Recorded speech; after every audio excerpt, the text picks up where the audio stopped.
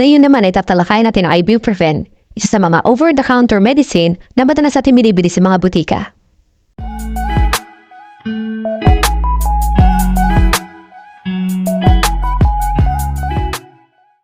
Advil, Medicol, Midol, Dolan ay ilan lamang sa mga ibuprofen na madalas natin binibili sa mga butika.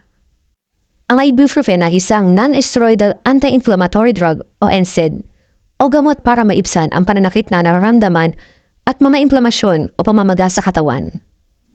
Ito ay karaniwang inireseta ng doktor para sa mga pagkirot na dulot ng rayuma at arthritis, pananakit ng puson dahil sa buwan ng dalaw, pananakit ng kalamnan sa likod at ipapamahagi ng katawan, pananakit na dulot ng pilay, pananakit ng ngipin, at pananakit pagkatapos ng operasyon. May mga preparasyon ang ibuprofen. Una, soft gel capsule at tablet form na may 2 mg, ang 200 mg at 400 mg na kadalasang preparasyon sa mga matatanda. Kada 4 hanggang 6 na oras ang pag-inom nito o depende sa payo ng doktor. Pangalawa ay ang liquid form na may 3 mg. Ang 100 per 2.5 ml ay para sa mga edad 2 years old pababa. Ang 100 mg per 5 ml naman ay para sa mga 2 years old hanggang 6 years old. At ang 200 mg per 5 ml naman ay para sa mga 6 years old hanggang 12 years old na bata.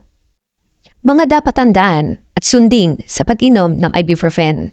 Siguraduhin may laman ng tiyan bago minom ng ibuprofen. Alamin kung ikaw ay may allergy sa ibuprofen. May alta presyon at karamdaman sa puso. Kasaysayan ng stroke o atake sa puso. Merong diabetes, problema sa pagtunaw o ulcer,